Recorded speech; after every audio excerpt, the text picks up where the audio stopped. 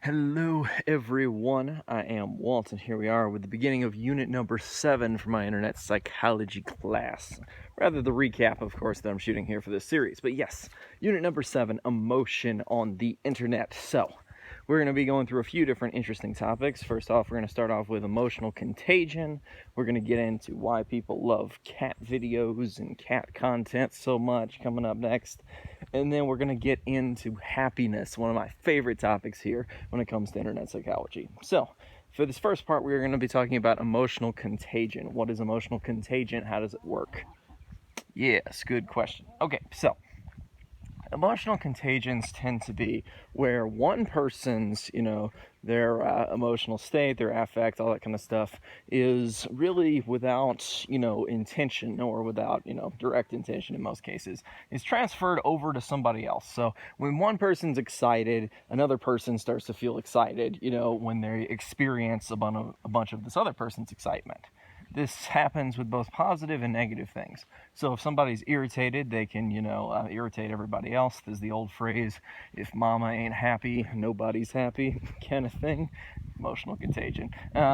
Sometimes that's other things, but, I think that's a good kind of go-to. You've got a few other possibilities for emotional contagion, but really what it's working on is basically this state that when somebody has a strong emotional state, it kind of is spread to the people around them, how they're feeling. And the pattern of this through time also can be a thing. So you have these basically kind of networks of people through which, this contagion is spreading like a virus. So if people are really strongly associated with others and they're around a bunch of negative people, they tend to get a lot of contagion that's going to be negative. If they're around a bunch of positive people, they tend to get a lot of contagion that's going to be positive.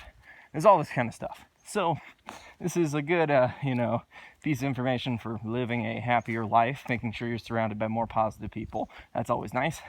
But on top of that, when it comes to emotional contagion, the internet's power of broadcasting, which we previously talked about here, really can, affect this so that a lot more people can get a lot of this emotional contagion, either for good, so having a bunch of positive emotions, or for bad, having a bunch of negative emotions is spread to so many people, And that's really what's, the case here. So this is kind of the whole topic. I also think a little bit about market bubbles being emotional contagions. There's a little bit more complicated in terms of these bubbles, but if we go back to like the tulip bubble of the late 1600s and stuff, when one tulip bulb is suddenly in Holland there worth, 3 times what a normal person could make in a year, then maybe you push price too high. But everybody was, contagiously wanting to buy. Ooh, it's going up. I'm excited about my tulip profits. I want more profits. I want profits too. Everybody kind of just jumping in on it and doing this bubble activity.